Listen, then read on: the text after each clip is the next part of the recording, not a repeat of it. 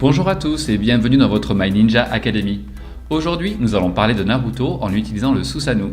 Si vous voulez en voir plus sur Naruto sur notre chaîne, laissez vos pouces en l'air et abonnez-vous pour rejoindre notre Ninja Academy. Alors les ninjas, avant de continuer avec la vidéo, je vous demande de vous abonner à notre chaîne. Et ainsi, vous rejoindrez notre village ninja et pourrez maîtriser votre technique ninja préférée et devenir un grand Jonin. Cela aiderait aussi beaucoup notre village ninja si vous laissiez vos likes, thumbs up sur la vidéo et ainsi ensemble, nous pourrons battre n'importe quel adversaire pendant que nous sommes sur le chemin pour devenir Hokage. Maintenant, continuons avec la vidéo. Nous savons que le pouvoir que possédait Ashura était très grand. Et en tant que fils d'Hagoromo Otsutsuki, il était déjà quelqu'un de très spécial.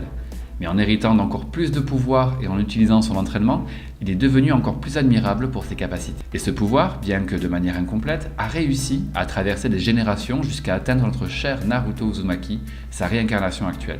Naruto a pu utiliser ce pouvoir donné par le sage des 6 chemins pour devenir encore plus puissant. Cependant, il pourrait être possible pour lui de devenir encore plus, même sans son partenaire Kurama à ses côtés. Comment cela serait-il possible? Eh bien, c'est ce dont nous allons parler dans la vidéo d'aujourd'hui. Ashura Otsutsuki était le plus jeune fils d'Hagoromo Otsutsuki. Bien que ce ne soit pas le choix le plus évident pour la plupart des gens, il a hérité des enseignements de son père et par conséquent a dû se battre âprement contre son frère aîné Indra. Ashura est également considéré comme le géniteur des clans Senju et Uzumaki. À l'origine, Ashura était très peu doué et ne montrait aucune capacité particulière. Cependant, il s'est avéré être un retardataire, car après des années de travail acharné et de dévouement, Ashura a développé d'énormes capacités et a éveillé son propre pouvoir hérité, le corps de son père.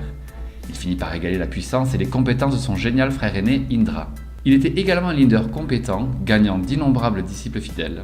C'est grâce à la philosophie d'Ashura que son père lui a donné son pouvoir et l'a nommé successeur du Ninshu. Après avoir hérité du pouvoir de son père, son pouvoir s'est avéré capable de vaincre Indra de manière décisive. Grâce au pouvoir dont il a hérité, Ashura a acquis une force vitale et une énergie physique remarquablement puissante. Il en a tiré une endurance et une résilience extraordinaires, suffisantes pour creuser seul et sans relâche un énorme trou à la recherche d'eau.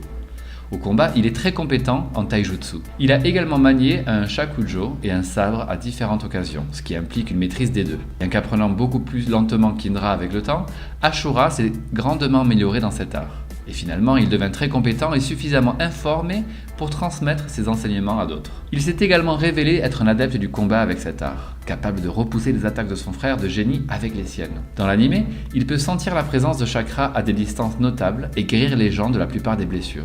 Ashura a également développé une technique qui produit plusieurs orbes en spirale à lancer comme un projectile.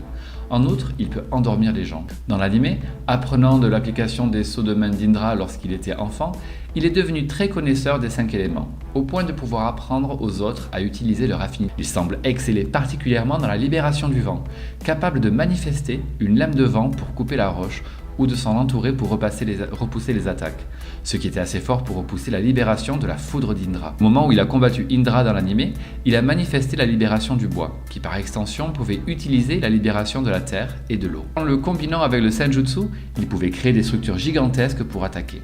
Et après avoir reçu le pouvoir de son père, Ashura pouvait utiliser les 5 transformations de base de la nature et la libération du yin-yang. Avec le pouvoir que lui a confié son père, Ashura a eu accès au senjutsu des 6 chemins, lui permettant de s'améliorer et d'améliorer ses différentes techniques. Dans cet état, il pouvait voler et manifester un avatar géant à 3 visages et 6 bras, les 6 chemins, Kunitsukami.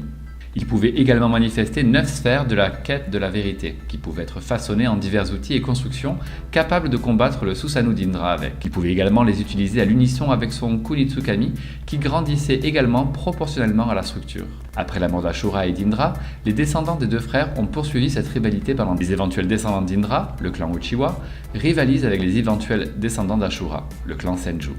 Aucun des clans ne savait pourquoi ni comment leur haine envers l'autre était née. Bien que son corps ait été détruit, le chakra d'Ashura continue d'exister. Son chakra s'est réincarné dans différents individus à travers l'histoire. Et pendant la période des royaumes combattants, Hashirama Senju était sa réincarnation. Hashirama possédait ce que les habitants de Konoha appelaient la volonté du feu, à laquelle beaucoup de gens croyaient. Madara Uchiwa, la réincarnation d'Indra à l'époque, Hashirama créa le premier village ninja, Konoha Gakure, et aida à établir le système ninja. Cependant, Madara fit défection et reprit son conflit avec Hashirama. Lorsqu'Hashirama et Madara moururent, le cycle de transmigration recommença. Naruto Uzumaki devint le prochain héritier du chakra et de la volonté d'Ashura, tandis que Sasuke Uchiwa hérita du chakra et de la volonté d'Indra. Naruto réussit finalement à atteindre l'objectif ultime d'Ashura que toutes les autres réincarnations n'ont pas réussi à atteindre. mettre fin à la rupture entre les deux fratries réincarnées.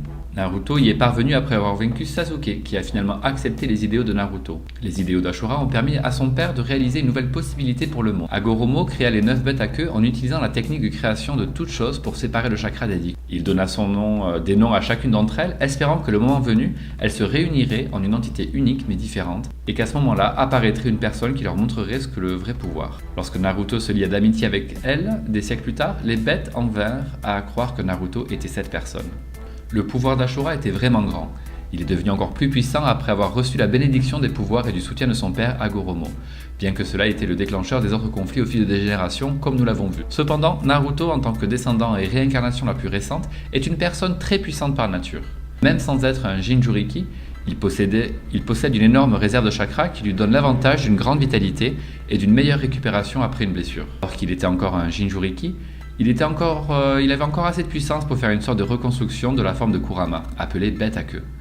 Ce n'était rien de plus qu'une transformation dans laquelle Naruto pouvait parfaitement reproduire la taille du renard à 9 queues, contrairement aux autres Jinchuriki qui se transformaient réellement en leurs bijoux. Celle que Naruto et Minato ont pu faire n'était rien d'autre qu'une altération de leur ancienne cape de chakra pour ressembler à celle de Kurama, créant ce l'on pourrait appeler une capote personnalisable. De cette façon, ils peuvent permettre à d'autres personnes d'entrer à l'intérieur de cette cape protectrice, permettant aux personnes à l'intérieur d'avoir leurs blessures et leurs chakras restaurés grâce au pouvoir de Kurama.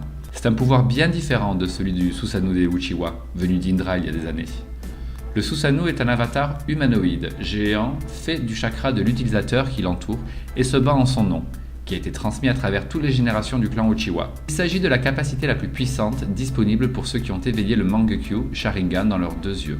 Lorsqu'il est activé, le Susanoo se forme autour de l'utilisateur et devient une extension de sa volonté, agissant et attaquant en son nom. Par défaut, le Susanoo est ancré à son utilisateur et celui-ci à lui. Dans des formes les moins développées, il se déplace avec l'utilisateur et dans des formes les plus développées, l'utilisateur est suspendu à l'intérieur du Susanoo et est amené avec lui dans ses déplacements. Cette connexion permet au Susanoo de se protéger contre les attaques physiques qui deviennent plus difficiles à pénétrer à mesure qu'elles se manifestent plus complètement. D'une certaine manière, bien que les deux formes de semi-transformation soient assez différentes dans ce qu'elles font, le Susanoo était plus axé sur la défense de l'utilisateur que sur l'attaque en soi, bien qu'il permette également cette dernière.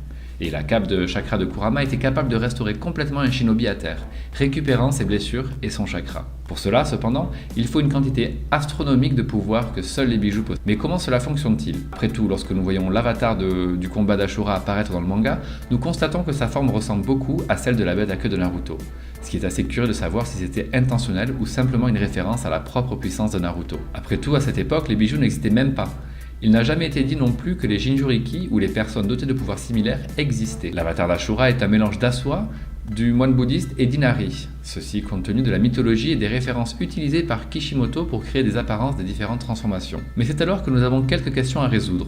Comment fonctionne le chakra de toute façon? Comment Kushina parvient-elle à créer ces flux de chakra en les façonnant de cette manière? Jusqu'à présent, nous avons vu 2 Uzumaki utiliser un tel pouvoir. Il s'agirait d'un Hijutsu du clan. D'ailleurs, d'où vient le clan Uzumaki? Si les chaînes sont du chakra moulé, en augmentant la qualité de ce chakra, serait-il possible de créer d'autres objets plus complexes?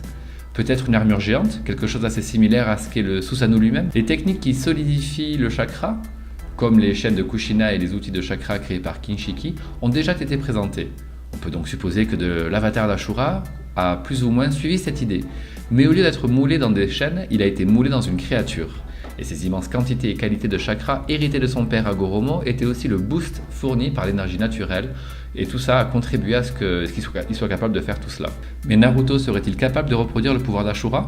Eh bien, en tant qu'héritier direct des Uzumaki, nous voyons qu'il a toujours eu beaucoup de vigueur, de vitalité et une résilience assez élevée. Et c'est même sans le pouvoir de Kurama actif, bien que le mérite lui revienne la plupart du temps. Cependant, s'il était capable d'extraire le maximum de puissance de son côté, en tant qu'Uzumaki, et aussi en tant que réincarnation d'Ashura, en utilisant le mode des sages des six chemins, il pourrait être capable de recréer un avatar de chakra. Nous ne savons pas encore si la quantité de chakra d'un Uzumaki est toujours équivalente à celle d'Ashura, qu'il possédait avant à l'origine, mais tant que c'est une capacité et une quantité décente, Naruto pourrait recréer peut-être une sorte de cape de chakra jaune ou peut-être même quelque chose de similaire à celle d'Ashura dans le passé. Pensez-vous que cela soit possible? Naruto, avec un entraînement approprié, serait-il capable de créer quelque chose comme ça? Pensez-vous que ce serait cool pour lui d'utiliser à nouveau une cape de chakra ou opterait-il pour quelque chose de différent cette fois-ci? Laissez vos pensées dans les commentaires. C'est tout, j'espère vraiment que vous avez apprécié cette vidéo. Si vous avez des suggestions de vidéos, n'oubliez pas de les commenter ci-dessous parce que je les lirai toutes comme je le fais toujours. N'oubliez pas non plus de laisser un like, de vous abonner et de sonner la cloche pour ne pas manquer le contenu de votre académie.